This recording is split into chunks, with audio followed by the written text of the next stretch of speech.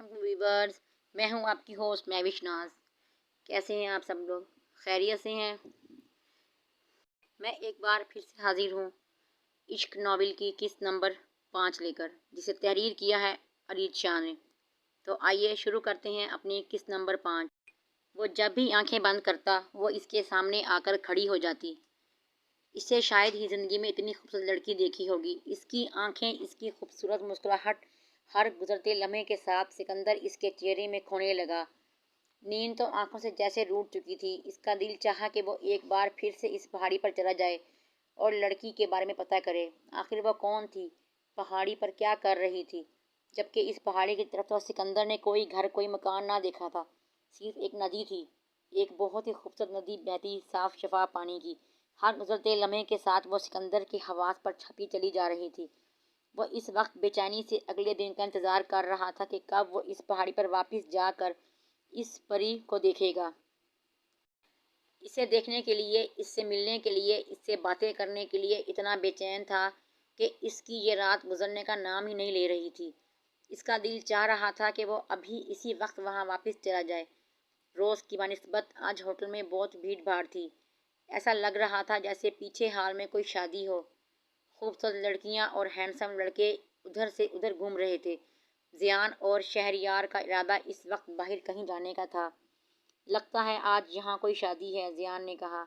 یار چھوڑو ہمیں کیا، چلو چلتے ہیں، شہریار نے کہا۔ اس نے رات میں اپنے ساتھ ہوا واقعہ زیان کو نہیں بتایا تھا۔ ابھی وہ ہوٹل سے باہر نکل ہی رہے تھے کہ ان کی نظر سامنے کھڑی لڑکیوں کے گروپ پر پڑی۔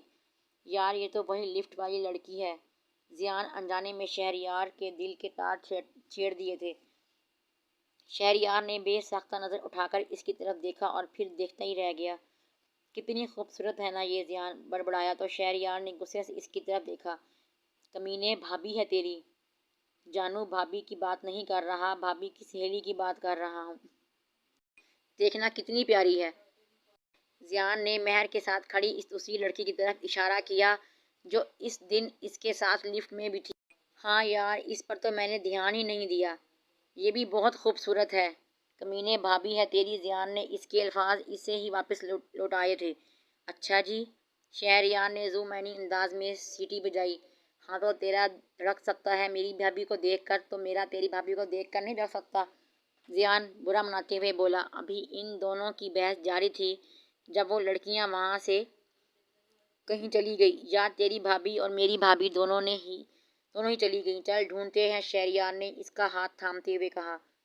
اب پاگل، شادی میں کسی نے نہیں بلایا ہمیں، کسی نے پوچھ لیا تو کیا کہیں گے؟ اگر سامنے والا لڑکی والا ہو تو کہیں گے ہم لڑکے والے ہیں، اور اگر سامنے والا لڑکے والا ہوا تو ہم لڑکی والے ہیں۔ شہریار بولتا ہوا آگے بڑھ چکا تھا جبکہ زیان اس کا لاجک سمجھتے ہوئے اس کے پیچھے آیا۔ صبح علی کی آنکھ کھلی تو سکندر تیار کھڑا تھا۔ اس کا ارادہ اسی پہاڑی پر جانے کا تھا، لیکن علی اسے دوبارہ اس جگہ لے کر نہیں جانا چاہتا تھا۔ وہ جگہ بہت پراسرار اور بہت خطرناک تھی، لیکن سکندر نے اس کی بات کو سمجھنا ضروری ہی نہ سمجھا۔ دیکھ سکندر، آج ہم وہاں نہیں بلکہ کہیں اور جانے والے ہیں۔ 2 دن کے بعد ہمیں واپس چلنا ہے، ہمیں ساری جگہیں دیکھنی چاہیے، علی نے سمجھاتے ہوئے کہا۔ نہیں علی، مجھے واپس اسی پہاڑی پر چلنا ہے، اور ویسے بھی تو کل تم نے مجھ سے وعدہ کیا تھا کہ ہم واپس وہاں آئیں گے، تو بس اپنا وعدہ نبھاؤ۔ چلو وہاں، سکندر نے اٹھتے ہوئے کہا۔ سکندر، سمجھنے کی کوشش کرو، وہ جگہ جتنی خوبصورت ہے اتنی ہی پراسرار ہے، ہمیں وہاں دوبارہ نہیں جانا چاہیے۔ علی نے بہانے بنانا بند کرو، تم میرے ساتھ چل رہے ہو یا نہیں؟ بس مجھے جواب دے دو، اگر تم نہیں جانا چاہتے تو میں اکیلا چلا جاؤں گا۔ اسے مسلسل بہانے کرتا دیکھ کر اب سکندر کو غصہ آنے لگا۔ ٹھیک ہے سکندر، میں تمہارے ساتھ چلنے کو تیار ہوں، لیکن ہم صرف 15 منٹ کے لیے ہی وہاں جائیں گے۔ میں اس خطرناک اور پراسرار جگہ زیادہ دیر نہیں رک سکتا، علی نے اٹھتے ہوئے کہا۔ اس خوبصورت اور حسین جگہ کو پراسرار اور خطرناک کہہ کر اس کی توہین مت کرو۔ سکندر اس کے لیے اس کے بیگ سے کپڑے نکالنے لگا جبکہ علی نہانے کے لیے جا چکا تھا۔ اگر سکندر کو اکیلے اس جگہ کا راستہ ٹھیک سے آتا تو وہ کبھی علی کی اتنی منتیں نہ کرتا۔ حال لوگوں سے بھرا ہوا تھا، نہ جانے وہ دونوں لڑکیاں کہاں گئیں۔ زیان اور شہریار تلاش کر رہے تھے جبکہ شادی میں موجود نہ جانے کتنے ہی لوگوں نے ان کے انجان چہروں کو صفائی نظروں سے دیکھا تھا۔ جو ابھی انہیں گھور کر دیکھ رہے تھے اسے سلام کرتے ہوئے آگے بڑھ جاتے۔ ابھی بھی وہ اپنی نظریں چاروں طرف گھمائے دیکھ رہے تھے جب زیان نے اسٹیج کی طرف دکھنے پر اشارہ کیا جہاں وہ دونوں دلہن کے ساتھ بیٹھی گپوں میں مصروف تھیں، اور پھر دولہے کی انٹری کے ساتھ ہی انہوں نے دولہے سے جم کر پیسے ہیتے۔ اب وہ دونوں اس رسم کے ختم ہونے کا انتظار کر رہے تھے تاکہ وہ دونوں ان دونوں لڑکیوں سے بات کر سکیں۔ پہاڑی کی طرف سفر کرتے ہوئے علی بار بار اس کے کہنے پر اسے راستہ سمجھا رہا تھا۔ علی کو بالکل اندازہ نہ تھا کہ پہاڑی پر پہنچتے ہی سکندر اسے واپس چلے جانے کا کہے گا۔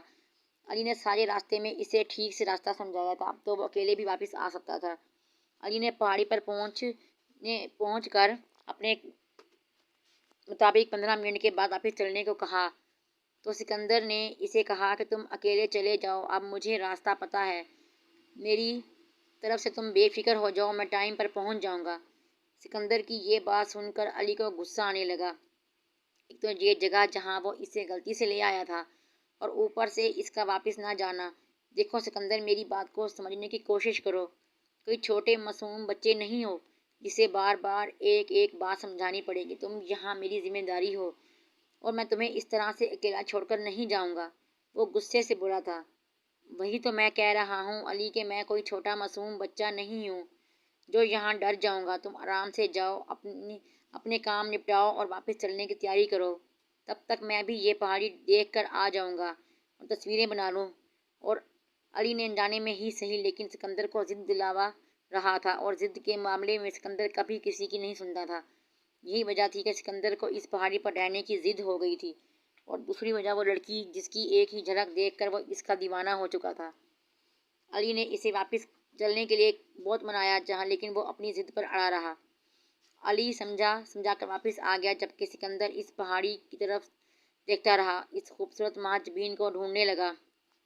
نہ جانے یہ لڑکیاں کون سی رسم ادا کر رہی تھیں۔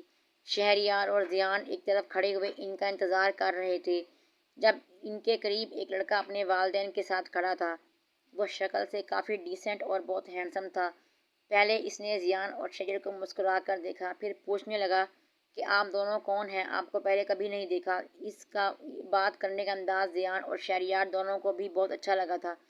پہلے آپ بتائیں کہ آپ کون ہیں، زیان اسی انداز میں بولا تو وہ مسکراتے ہوئے بتانے لگا کہ میں لڑکی کے چاچے کا بیٹا ہوں، آپ سے مل کر بہت خوشی ہوئی، ہم لڑکے کے دور کے رشتے دار ہیں۔ زیان نے جھوٹ کا سہارا لیتے ہوئے کہا، وہ کیا نہ میں شادی پر نہیں آنے والا تھا، تو میری مجبوری تھی کہ مجھے یہاں آنا پڑا۔ ماما بابا زبردستی گھسیٹ لائے، ورنہ مجھے اس طرح کی شادیوں کے فنکشن ہرگز پسند نہیں۔ شاید وہ لڑکا کافی بور ہو رہا تھا، اسی لیے ان سے اپنا مسئلہ شیئر کرنے لگا۔ یہ تمہارے سگے چاچا کی بیٹی کی شادی ہے، بھائی لگتے ہو تم لڑکی کے۔ یہی نہیں بلکہ ایک بہت خاص اور بھی وجہ ہے، اس کی ماما نے مسکراتے ہوئے کہا تو وہ دونوں ان کی طرف متوجہ ہو گئے۔ ریحمان بھائی کا ارادہ اس سے ملنے کا تھا۔ یہ پچھلے 3 سال سے امریکہ میں زیر تعلیم تھا۔ پورے خاندان میں میرے بیٹے جیسا پڑھا لکھا اور قابل جاب کرنے والا لڑکا نہیں ہے، اسی لیے وہ چاہتے ہیں کہ اس کی شادی مہر کے ساتھ ہو جائے۔ آنٹی نے قریب کھڑے ہو کر مسکراتے ہوئے وجہ بتائی تو شہریار مہر کا نام سن کر حیرانگی سے دیکھنے لگا۔ کون مہر؟ اس نے پوچھا تھا۔ وہ لڑکی کھڑی ہے نا، پرپل رنگ کے کپڑوں میں، دلہن کے بالکل ساتھ، وہی ہے مہر۔ اس کی ہی بہن کی شادی ہے اور اب ریحمان بھائی کا ارادہ اسے بھی بیانے کا ہے۔ آنٹی نے مسکراتے ہوئے شہریار کے سر پر دھماکہ کیا۔ شہریار کو ان کی باتیں سن کر غصہ آنے لگا تھا، اس لیے زیان اس کا ہاتھ تھام کر زبردستی اسے وہاں سے لے آیا۔ سکندر پوری پہاڑی کا چپا چپا چھان چکا تھا، اسے یہاں آئے ہوئے 2 گھنٹے سے اوپر کا وقت ہو چکا تھا، لیکن نہ جانے وہ لڑکی کہاں تھی اور کس طرف سے آئی تھی۔ وہ اتنا تھک چکا تھا کہ وہیں درخت کے ساتھ ٹیک لگا کر بیٹھ گیا۔ علی بھی واپس جا چکا تھا، اب تو یقیناً وہ واپسی کی تیاری بھی مکمل کر چکا ہوگا۔ آج سکندر نے اس کے ساتھ جو کیا تھا، اس کے بعد تو وہ ویسے بھی یہاں مزید رکنے کا ارادہ نہیں رکھتا تھا۔ سکندر کو اپنے کیے کا افسوس ضرور تھا، اس کا دوست اسے بہت چاہتا تھا، اس پہاڑی کے بارے میں اس نے ضرور کچھ ایسا نہ سنا تھا تبھی وہ اسے اتنا فورس کر رہا تھا، ورنہ وہ تو خود ہی اس کے ساتھ گھومنے پھرنے انجوائے کرنے کا عادی ہے۔ اس وقت سکندر کو بہت شدید پیاس لگی تھی۔ اس نے کچھ فاصلے پر نیچے کی طرف بہتی ہوئی ندی کو دیکھا۔ شکر ہے یہاں پر پانی تو موجود تھا۔ وہ اس ندی کی طرف چلا آیا اور ہاتھ کے سہارے سے پانی پینے لگا جب اسے اپنے بالکل نزدیک ایک ملائم سی ہنسی سنائی دی۔ اس نے مڑ کر دیکھا تو وہی خوبصورت ماں جبین اس کے کچھ فاصلے پر مسکرا رہی تھی، لیکن اس کے دیکھتے ہی وہاں سے بھاگنے لگی۔ میری بات سنو، میں تمہارے لیے یہاں آیا ہوں۔ وہ اس کے پیچھے آنے لگا، لیکن وہ لڑکی نہ رکی اور پھر تھوڑی دیر میں وہ لڑکی گھنے درختوں کے بیچ میں کہیں غائب ہو گئی۔ شہریار، پلیز اپنا غصہ کنٹرول کر لو، وہ لوگ مہر کا رشتہ مانگنے والے ہیں، ابھی مانگا نہیں ہے، ضیاء نے سمجھاتے ہوئے کہا۔ ہاں ٹھیک کہہ رہا ہے، تو وہ لوگ ابھی مہر کا رشتہ مانگنے والے ہیں، ان سے پہلے میں مہر کا رشتہ مانگوں گا، مجھے آج ہی ماما بابا سے ملنا ہوگا، میں مہر پر کسی قسم کا رسک نہیں لے سکتا، وہ بے چینی سے ٹہلتے ہوئے بولا۔ اس کا غصہ کسی طرح کم نہیں ہو رہا تھا۔ رشتہ مانگے گا، مہر کا رشتہ ملنے سے پہلے اس کا منہ توڑ دوں گا۔ شہریار غصے سے بڑبڑایا۔ ہمیں لاہور چلنا ہوگا، مجھے ماما بابا سے اس بارے میں بات کرنی ہوگی، میں مہر کو نہیں کھو سکتا۔ تو میری فیلنگ سمجھ رہا ہے نا؟ اس نے یقین سے اپنے دوست کو دیکھا جس نے ہاں میں سر ہلایا۔ تو فکر مت کر، ہم آج ہی لاہور جائیں گے اور انکل اور آنٹی کو مہر کے بارے میں بتائیں گے۔ حویلی میں بے حد بے سکونی تھی، جیسے کچھ بہت برا ہونے جا رہا ہے۔ اتنی خاموشی اس حویلی میں پہلے کبھی نہ رہی تھی۔ ہر گزرتے لمحے کے ساتھ یہ بے چینی بڑھتی چلی جا رہی تھی۔ نہ جانے کیا ہونے والا ہے، کچھ ایسا جو بہت برا ہو۔ یار عاقب، تجھے حویلی میں خاموشی نہیں محسوس ہو رہی؟ طاہر نے پوچھا۔ ہاں یار، کچھ عجیب لگ رہا ہے۔ صاحب اور بیگم صاحبہ تو پہلے ہی اتنا نہیں بولتے تھے، لیکن پتہ نہیں کیوں یہ خاموشی کچھ زیادہ محسوس ہونے لگی ہے۔ یہ شہریال کے گھر کے حالات ہیں۔ طوفان سے پہلے جیسے ہوتا ہے نا، بالکل ویسے ہی ایسا لگتا ہے جیسے اس حویلی میں کوئی طوفان آنے والا ہے، عاقب نے کہا، جبکہ کچن کے دروازے پر کھڑے پرانے ملازم نے ان دونوں کی گفتگو سنتے ہوئے اس بند کمرے کو دیکھا تھا۔ ضرور یہ طوفان اسی کمرے کی طرف سے اٹھنے والا تھا۔ علی نے واپس آتے ہی جانے کی تیاری کی تھی۔ اس نے پہلے سکندر کا سامان پیک کیا اور پھر اپنا۔ اب وہ مزید تھوڑا وقت بھی یہاں نہیں رکھنا چاہتا تھا۔ وہ مزید 2 دن یہاں رکھنے کا ارادہ رکھتا تھا، وہ بھی کینسل ہو چکا تھا۔ سکندر اس کی کوئی بات نہیں مان رہا تھا، وہ اس کی بات کو سمجھنے کی کوشش ہی نہیں کر رہا تھا کہ وہ پہاڑی خطرناک اور پراسرار ہے۔ وہ بچپن سے ہی اس پہاڑی کے اتنے قصے سن چکا تھا کہ اب وہ اپنے دوست پر رسک نہیں لے سکتا تھا، لیکن سکندر کو یہ ساری باتیں محض مذاق لگ رہی تھیں۔ ابھی وہ سامان پیک کر ہی رہا تھا کہ جب اسے باہر سے ایک فقیر کی دہائی سنائی دی۔ تم چاہے جتنی بھی کوشش کر لو، وہ واپس نہیں جائے گا، وہ عشق کر بیٹھا ہے۔ پھر سے داستان لکھی جا رہی ہے، صدیوں سے ہوتا آ رہا ہے، ایک بار پھر سے ہوگا۔ فقیر اونچی اونچی آواز میں بول رہا تھا، وہ گہری نظروں سے اس کی طرف دیکھے جا رہا تھا۔ یقیناً وہ سکندر کے بارے میں بات کر رہا تھا۔ علی کے ہاتھ کانپنے لگے تھے۔ ایسا نہیں ہو سکتا، علی بڑبڑایا، ایسا ہو چکا ہے، اب تم اکیلے لوٹ جاؤ، وہ اسے واپس نہیں جانے دے گی اور نہ ہی وہ کبھی جانا چاہے گا۔ ایک پری ذات کو ایک انسان سے عشق ہو گیا، عشق ہو گیا، عشق ہو گیا۔ اب دنیا کی کوئی طاقت انہیں روک نہیں پائے گی، اپنے عشق کی راہ میں آنے والی ہر رکاوٹ کو مٹا دے گی وہ۔ فقیر آگے بڑھتے ہوئے بولا۔ دور دور تک اس کے یہ الفاظ علی کو سنائی دے رہے تھے، ایک پری ذات کو ایک انسان سے عشق ہو گیا، عشق ہو گیا، عشق ہو گیا۔ سو ویورز، یہ تو تھی ہماری قسط نمبر 6۔ امید ہے آپ کو پسند آئی ہوگی، تو پلیز لائک۔ تو یہ تھی ہماری قسط نمبر 5۔